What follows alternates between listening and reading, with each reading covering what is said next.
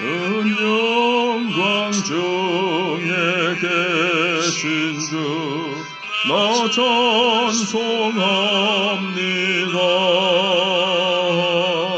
영원히 계신 주 이름 나 찬송합니다.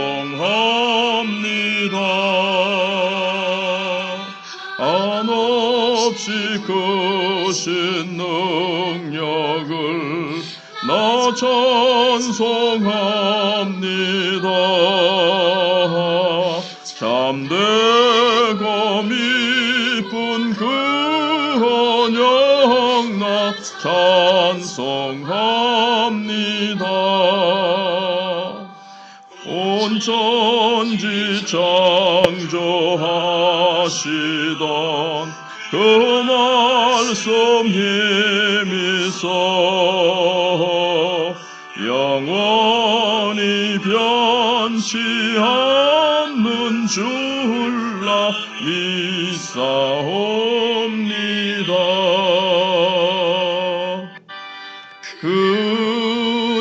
근유하신 주 음성 날 불러주시고 그 품에 품어주시니 나 찬송합니다. 아멘.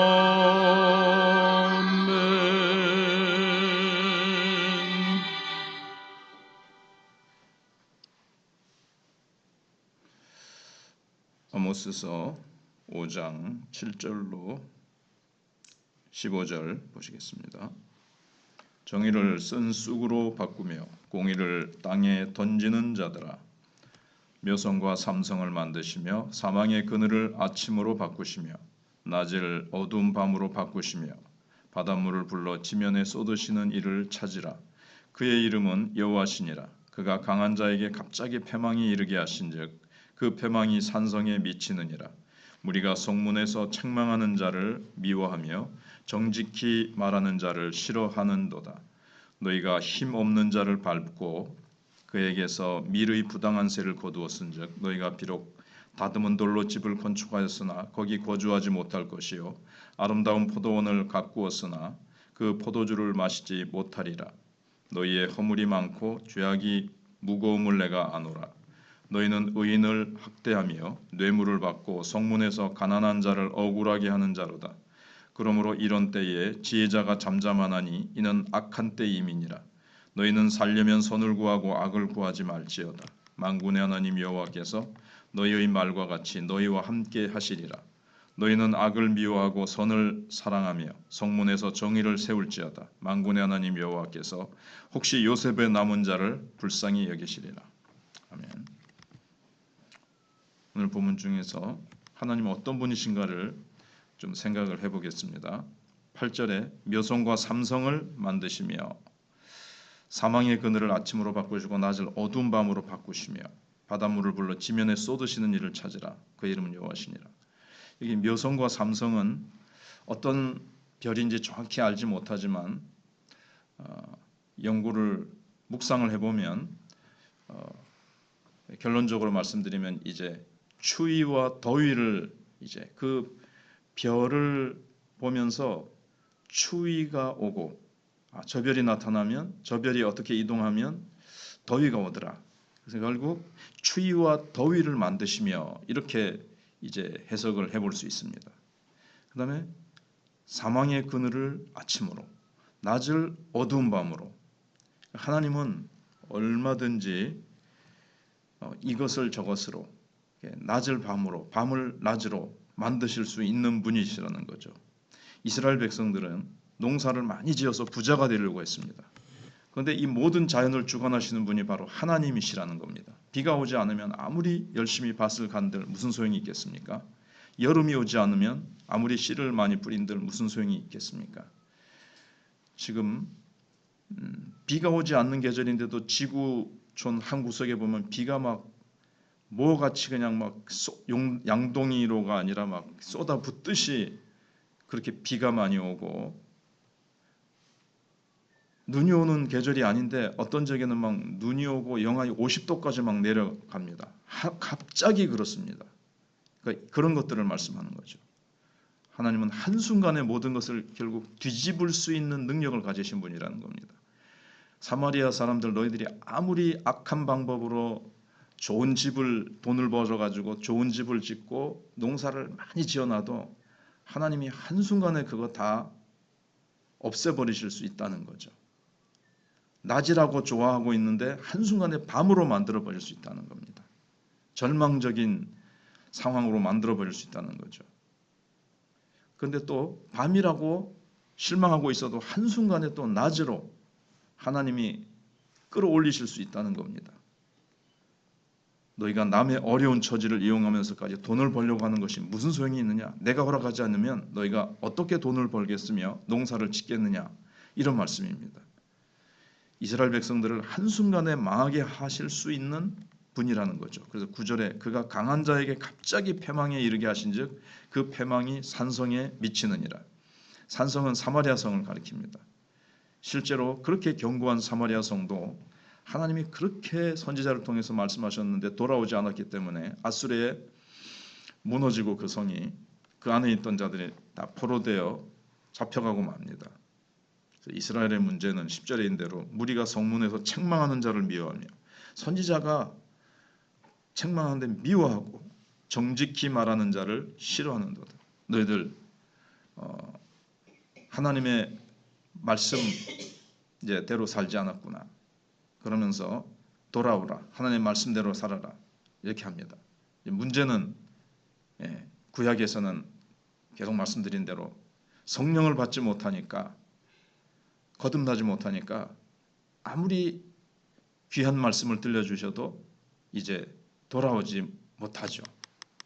마음이 돌같이 굳어져 있기 때문에 귀가 할례받지 못하고 심령이 할례받지 못하니까 성령으로 할례받지 못하니까 지킬 수 없는 인간의 전적인 타락, 그것을 이제 보여줍니다. 그러나 원리는 이제 보여주는 것이 하나님의 말씀을 떠나서 살면 하나님께서 그 땅에서 토해버리십니다. 그래서 성문에서 책망하는 자, 정직히 말하는 자, 하나님의 말씀을 가르치는 자들을 싫어했습니다. 결국 바른 말씀을 전하는 자들이 없어지게 되죠. 13절에 그러므로 이런 때에 지혜자가 잠잠하나니 아무리 말해도 뭐 싫어하고 안 들으려고 하니까 그게 이제 악한 때라는 겁니다. 악한 때라는 결국 영적으로 돌아설 마음이 없고 그 마음이 강팍해서 돌아설 마음이 없을 때 선지자들이 사라져간다 이런 말씀입니다. 결국 바른 말을 들려줬는데 안 듣고 싫어하니까 바른 말을 하지 않는 그냥 잠잠히 있는 거죠. 교만한 사람은 바른 말을 해주는 사람이 없어서 넘어지게 되어 있습니다. 말해줘도 뭐 뻣뻣해가지고 그 마음이 딱 그 자세로 딱 돼 있으니 높은 자세로 딱 돼 있으니까는 말해줄 수가 없는 상황이에요.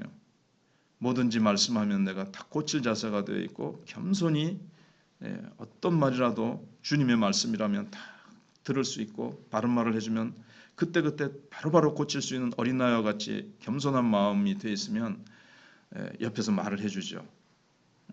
그리고 하나님은 또 환경을 통해서 이 모양 저 모양으로 말씀하시면 다 고쳐지는데 어떠한 말씀이 들려와도 고칠 수 없는 상황, 그러면 이제 넘어지는 겁니다.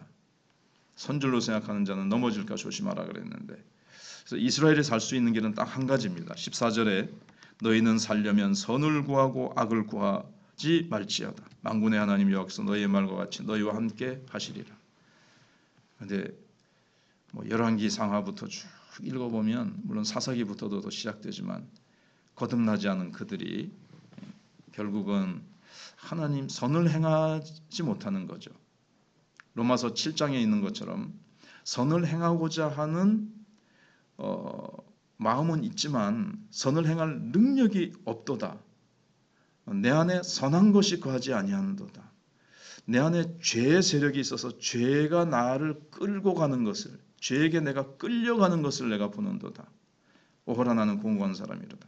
그걸 이제 구약에서 철저하게 보여주는 거죠. 그래서 누가 나를 이 사망의 몸에서 건져내랴. 구약은 계속 오실 그리스도를 계속 구하는, 예수님이 오셔야 된다, 오셔야 된다, 그거를 이제 말씀하고 있는 겁니다. 예수님이 오시지 않으면 아무리 선지자가, 하나님이 선지자를 통해서 바른 말씀을 증거하셔도 바른 말씀을 다 튕겨내버리는 그런 돌 같은 마음이 되어 있기 때문에 예수님이 오셔서 십자가에서 그들의 죄를 위해서 죽으시고 그 죄를 닦아버리시고 죄가 없는 곳에 주님 하나님이 좌정하실 수 있기 때문에 십자가에서 죄를 없애신 다음에 성령을 보내셔서 성령이 우리와 함께 하셔서 성령이 우리를 거듭나게 하시고 우리의 마음을 새롭게 하시고 우리의 마음에 하나님의 법을 기록하셔야, 마음에 하나님의 말씀이 기록되어야 이제 그렇게 살 수가 있게 되는 겁니다. 그리고 15절에 너희는 악을 미워하고 선을 사랑하며 성문에서 정의를 세울지어다. 만군의 하나님 여호와께서 혹시 요셉의 남은 자를 불쌍히 여기시리라. 혹시라 그랬지만 사실은 하나님 편에서 보시면 반드시입니다. 돌아와서 선을 행하고 악을 미워하고 선을 행하면 반드시 하나님이 긍휼을 베푸십니다. 그런데 이제 돌아오지 않죠. 그러나 하나님이 그때그때마다 남은 자, 이 요셉이 남은 자거든요. 아수르로 끌려가도 하나님께서 남은 자는 돌아오게 하십니다. 긍휼히 여기지 아니하시면 한 사람도 남지 않습니다. 그런데 하나님이 긍휼히 여기서 택하시는 거죠.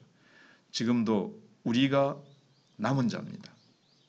우리도 하나님이 그냥 내버려 두시면 주께로 돌아올 수 없는 자인데 주님께서 만세전에 택하셔서 때가 되매 삼위 하나님께서 성부 성자 성령님께서 합동으로 역사하셔서 우리를 참 부르시고 우리를 거듭나게 하셔서 예수 그리스도를 알고 하나님 말씀 따라서 악을 미워하고 선을 사랑하는 마음을 주시고 선을 행할 수 있는 능력을 성령님께서 우리는 신약시대에 이렇게 십자가와 부활의 능력으로 허락해 주셔서 하나님의 자녀가 되고 자녀 권세를 주셔서 이제는 정죄함이 없고 죄와 사망의 법에서 해방하셔서 생명의 성령의 법으로 우리는 살게 해 주셨기 때문에 우리가 이렇게 살아갈 수 있는 은혜를 주셨습니다. 그러나 이 은혜를 받았어도 다시 일하기보다 지옥 백성으로 멸망으로 갈 수는 없지만 육신의 생각을 쫓아서 또 살아갈 수가 있습니다. 이제는 기계적으로 자동적으로 로봇처럼 계속 선을 행하면서 신약시대라고 해서 살아갈 수 있는 것은 아니고 순간순간 바울이 갈라디아서 5장 16절 이하인 대로 이제 육체를 쫓아서 행하느냐 성령을 쫓아서 행하느냐 이 선택은 순간순간 늘 주어집니다. 그때 우리는 늘 성령을 쫓아서 우리가 살아가면 성령의 9가지 열매를 맺으며 그리스도 예수의 사람들은 그 정과 욕심을 십자가에 못 박았나니 이 같은 법을 금할 자가 없으리라 하는 것처럼 열매 맺으며 승리하며 살 수 있게 됩니다. 그래서 우리는 성령의 시대, 성령의 능력을 힘입어서 승리하는 삶을 우리는 계속해서 살아가야 되겠습니다. 기도하겠습니다. 하나님 감사합니다. 하나님께서 구약의 사마리아 이스라엘 백성들의 모습을 봅니다. 하나님 참 죄악 가운데 더 깊어져가는 그들의 밤, 참 낮과 같이 모든 것이 형통하고 경제적인 부여 속에서 잘 먹고 잘 산다고 하나님의 복받은 자들이라고 착각하며 거짓된 신앙 속에서 살고 있었지만 하나님께서는 그 모든 것들을 무너뜨리심으로 말미암아 그들의 신앙이 얼마나 거짓되고 형식적인 우상숭배적인 신앙인 것을 드러내시고 선지자들의 바른 말씀도 들을 수 없는 돌같이 굳어진 귀여 돌같이 굳어진 마음이라 성령으로 거듭나지 않은 심령들은 아무리 하나님의 말씀 귀한 하나님의 축복을 주시고자 하셔도 받을 수 없는 상황을 봅니다. 하나님 그래서 예수님이 오셔야만 됐습니다. 예수님이 이 땅에 오셔서 십자가 지시고 우리의 그 죄 다 씻어내시고 성령을 보내주셔서 우리를 거듭나게 하시고 우리의 귀와 우리의 마음을 완전히 예수 그리스도의 심장으로 우리가 성령의 귀 기울일 수 있는, 성령의 음성에 귀 기울일 수 있는 자로 만드셔서 우리를 새롭게 하시고 이제는 성령을 좇아서 열매 맺으며 하나님을 기쁘시게 해드리며 살 수 있게 해주시니 감사합니다. 이 은혜를 우리가 한순간이라도 망각하지 말고 언제나 1초 1순간도 떠나지 아니하시고 임마누엘로 우리와 함께 하시는 주님 붙들고 내 안에 그리스도께서 사시기에 그리스도께서 나를 통해서 오늘도 힘차게 능력 있게 나타나시고 승리하게 해주실 줄 믿사오며 예수님 이름으로 기도하옵나이다.